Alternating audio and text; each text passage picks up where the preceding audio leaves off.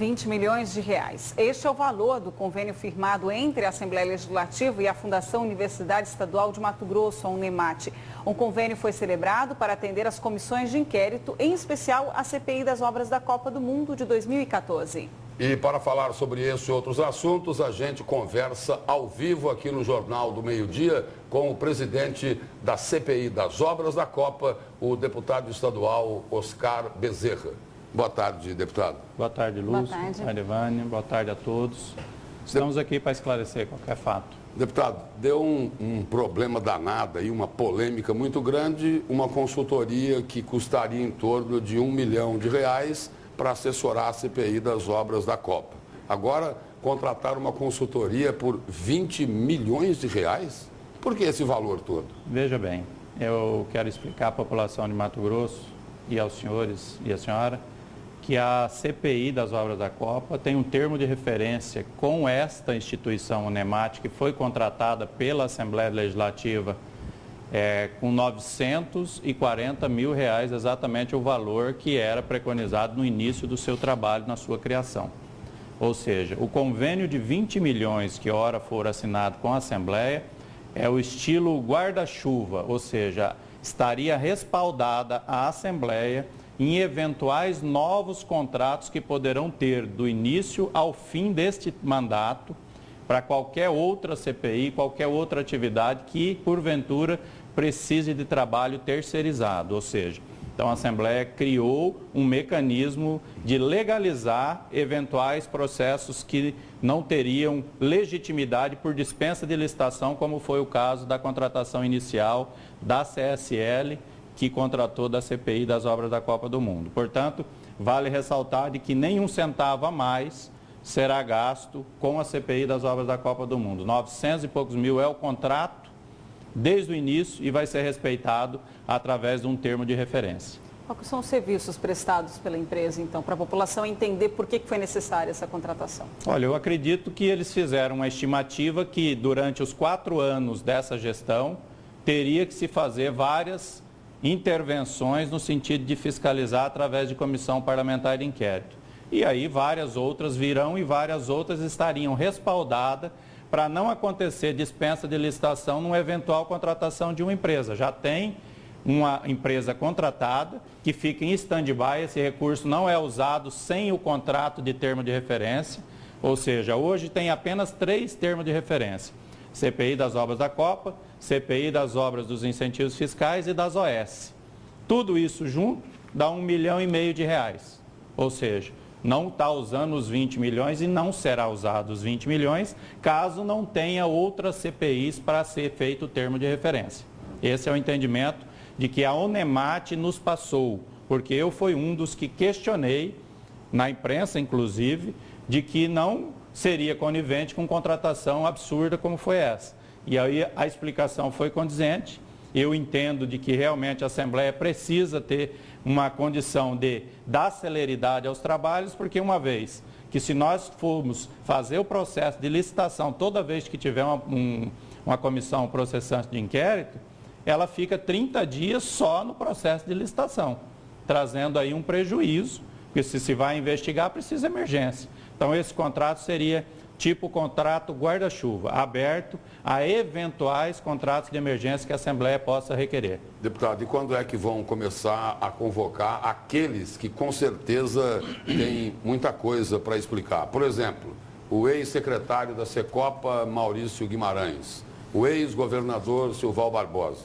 Nós vamos seguir a CPI foi retomada hoje. Hoje foi aprovado o sumário e nós vamos seguir à risca o delineamento do sumário, ou seja, ele preconiza todo o rito da investigação. Não adianta nós querermos aqui chamar o Silval Barbosa, chamar o ex-deputado Riva, Maurício Guimarães, sem termos a essência de como foi construído tudo isso antes dessas pessoas chegarem e fazer o lobby para direcionar algo nesse sentido. Então nós temos que pegar realmente a construção inicial do processo da escolha, quem definiu que a Arena fosse nesse modelo e não desse, e daí sim ir montando esse grande quebra-cabeça, Lúcio, para chamar essas pessoas que são responsáveis por ser ex-gestores e, consequentemente, vão responder por isso caso detecte a irregularidade. Mas o deputado Manuel Pinheiro chegou a pedir a convocação aí do ex-governador Silval para prestar esclarecimento sobre as obras da Copa. Essa convocação, esse esclarecimento vai acontecer? Eu acho que o deputado Manuel tem legitimidade de fazer esse pedido, ele só não tem legitimidade de discutir assunto relacionado à CPI das obras da Copa.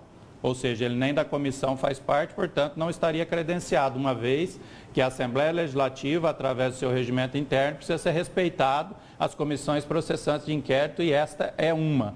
Então, o Emanuel, como deputado, ele pode sim convocar o Silval a fazer qualquer tipo de esclarecimento de uma questão formal, obviamente dentro da Assembleia Legislativa, mas não teria uma legitimidade de levar a público o resultado desta efetiva investigação particular, vamos dizer assim. Qual seria o resultado disso? Nenhum.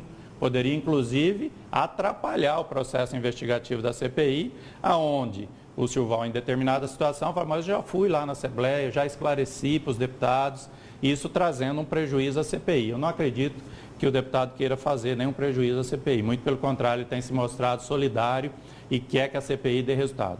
Deputado, hoje, como o senhor falou aí agora há pouco, foi aprovado aí o roteiro dessa CPI. Em que prazo a opinião pública pode ter as primeiras respostas sobre esse escândalo das obras da Copa? Nós vamos agora, com esse roteiro, através da imprensa, mais claro as informações. Por exemplo, quando a semana que vem nós vamos convocar lá uma dezena ou mais de pessoas. E vai ter no organograma, e a imprensa vai ter acesso, Lúcio Sorge estaria sendo convocado porque ele foi responsável pelo setor de contrato da Arena Pantanal.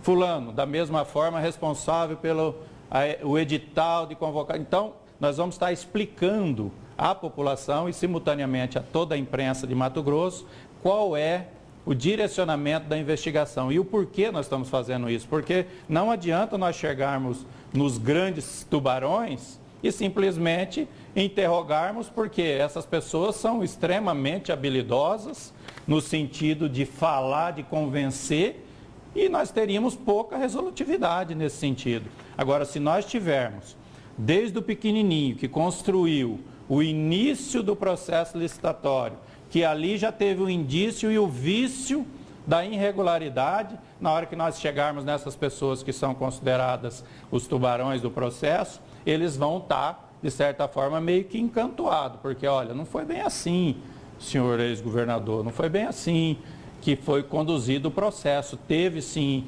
algo errado nesse início do processo que levou a chegar a esse resultado. Então, é uma montagem de um grande quebra-cabeça essa CPI.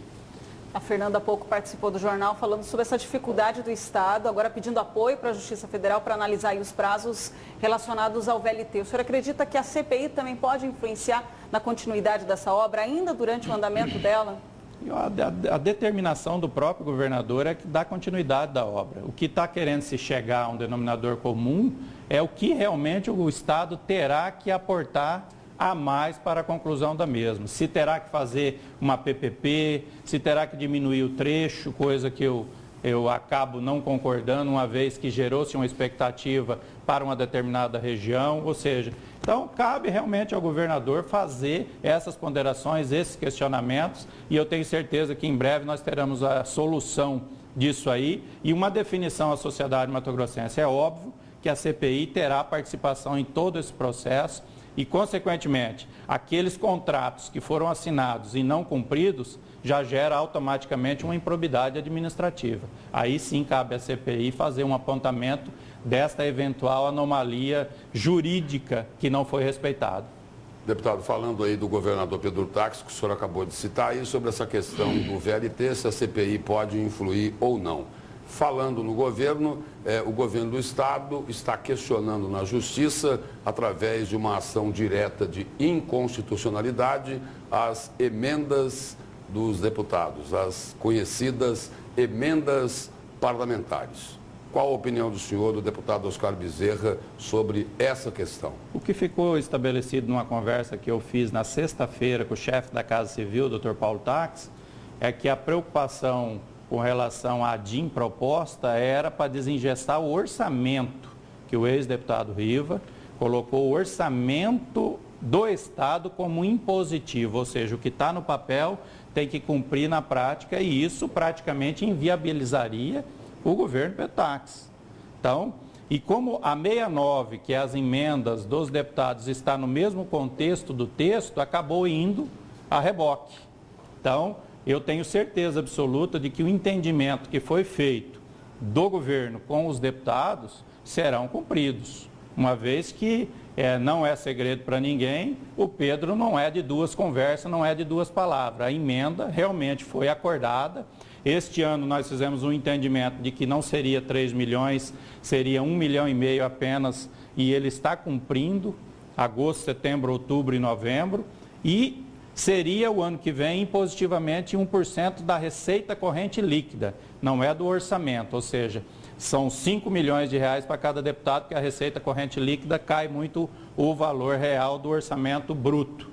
E nós queremos agora, obviamente, sentar na mesa de negociação, ter a oportunidade de dizer da importância de que os parlamentares precisam ter o acesso a fazer as obras na sua base eleitoral, nos seus municípios, porque sem a emenda, realmente os deputados passam a ser, vamos dizer assim, algo muito fragilizado no contexto estadual. E com a emenda, o governador estaria fortalecendo automaticamente os deputados estaduais. Agora, obviamente, cabe a ele esse entendimento com a Assembleia. Agora, desses 5 milhões não é para fazer como era antes, né? Não vai indicar empreiteira, né?